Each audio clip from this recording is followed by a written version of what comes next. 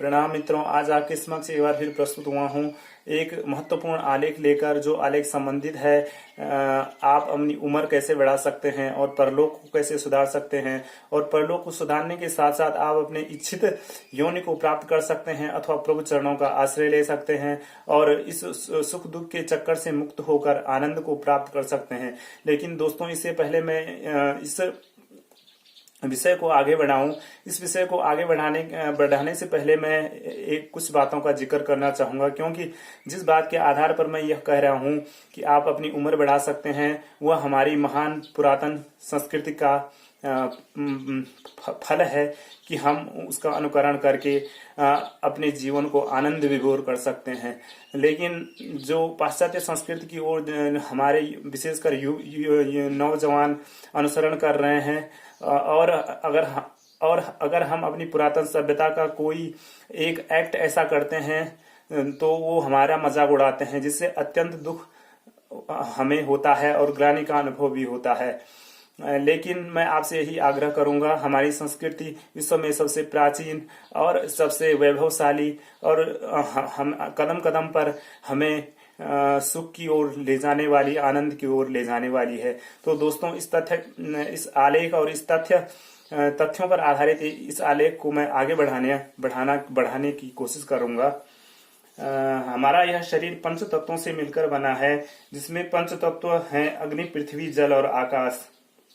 और इनमें तीन तत्वों में तारतम्य बनाने का मैं यहाँ जिक्र कर रहा हूँ। पृथ्वी से जो बीज उत्पन्न होते हैं और अन्न पैदा होता है, उस अन्न को अग्नि का सहारा ले भक्षण करने योग्य बनाया जाता है।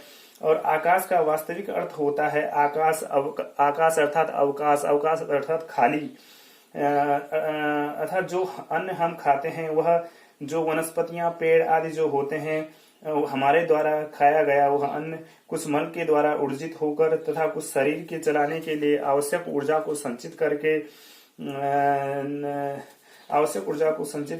करने के पश्चात सब पदार्थ भी एक बार फिर नष्ट होने वाले होते हैं। लेकिन आइंस्टीन के अनुसार ये जो रिसाइकल होता है, नष्ट नहीं होता, बल्कि एक रूप से दूसरे रूप में बढ़ता जाता है। अतः इनसे बना हमारा शरीर पंच महाभूतों से बने होने के कारण उसी में विलीन हो जाता है। लेकिन यहाँ मैं मेरे स्तंभ अथवा आलेख का प्रमुख व्याख्या अब यह करने का जा रहा हूँ कि जो पंच तत्वों में पानी और वायु अर्थात हवा कभी नष्ट नहीं होती। नष्ट वो उक्त तीन चार तत्व भी नहीं होते, लेकिन हवा एक ऐसा तत्व है जिसको हम केवल महसूस कर सकते हैं, उसको देख नहीं सकते और छू नहीं सकते हैं। इसलिए हवा इसमें सबसे जीवंत मानी गई है। और हवा का सहारा लेकर ही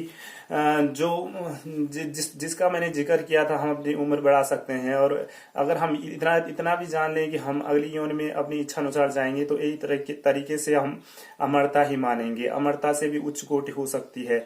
तो दोस्तों, इस वायु का मैंने जिक्र किया, तो इस वायु के जिक्र के माध्यम से मैं आपको बताना चाहूंगा कि प्राणायाम, जिसमें प्राणायाम खाली जो आजकल है वो तो भ्रामरी, कपालभाति जैसे प्राणायाम है, लेकिन जो प्राणायाम की असल क्रियाएं होती हैं वह अष्टांग योग के आधार पर आधारित होती हैं, जिसमें प्रत्याहार, धारणा, ध्यान, समाधि जैसे सम्मिलित हैं।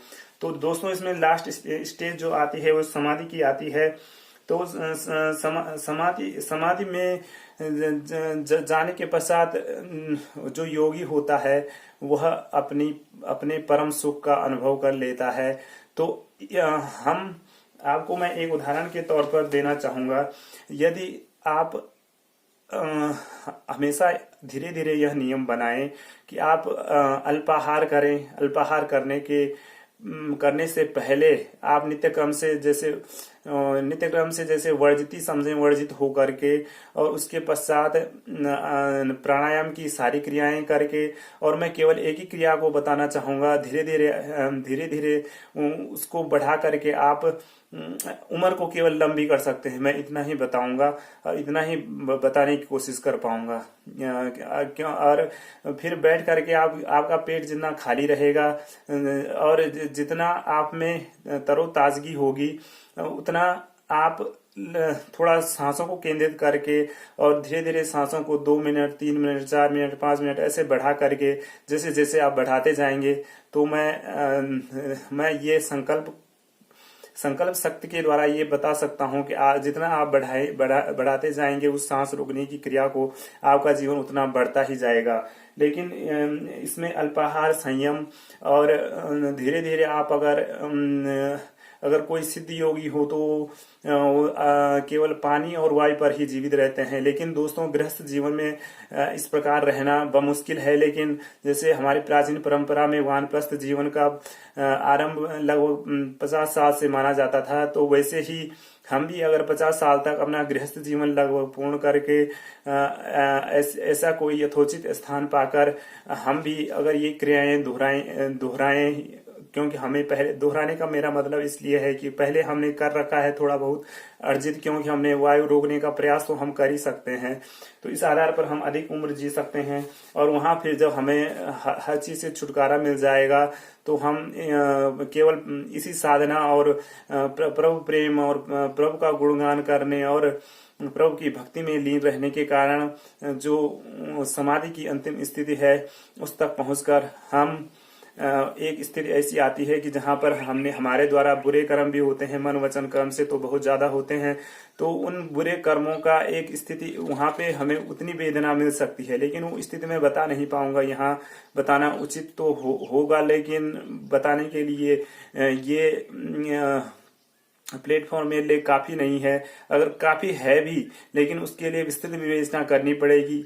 उसके लिए मैं एक पुस्तक भी लिख सकता हूं अगर मेरे पास टाइम हो, लेकिन अभी नहीं हो पाएगा। मैंने मोटे तौर पर आपको कहा, क्योंकि मुझे लगता है इससे आपको कुछ फायदा जरूर होगा, इसलिए मैं ऐसे वीडियो को लाता रहता हूं। तो दोस्तों, अंत में मैं एक वैज्ञानिक तथ्य पर आधारित फैक्ट भी जो फैक्ट यह भी है कि वो आपकी उम्र को बढ़ाने में सहायक होगा, वो है हमारे शरीर में जो मेटाबॉलिज्मिक रेट होती है, जो उपापचय जिसे हिंदी में कहते हैं, उपापचय रेट, उपापचय दर जो होती है, जिस प्रक्रिया के द्वारा ऊर्जा का कोशिकाओं तक पहुंचाया जाता है शरीर को जीवित रखने के लिए, अगर वो मेटाबॉलिज्मिक रेट, वो उपापचय दर थोड़ा घटा दी जाए तो मेरे मतानुसार थोड़ा लंबी उम्र तो हो सकती है।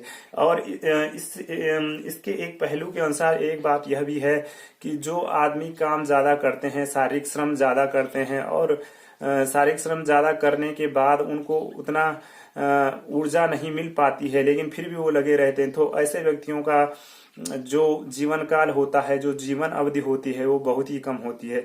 तो दोस्तों, आज के लिए मैं इतना ही काफी समझूंगा कि इतना ही बहुत है। मेरे चैनल को आप अवश्य सब्सक्राइब और शेयर करें। धन्यवाद, नमस्कार।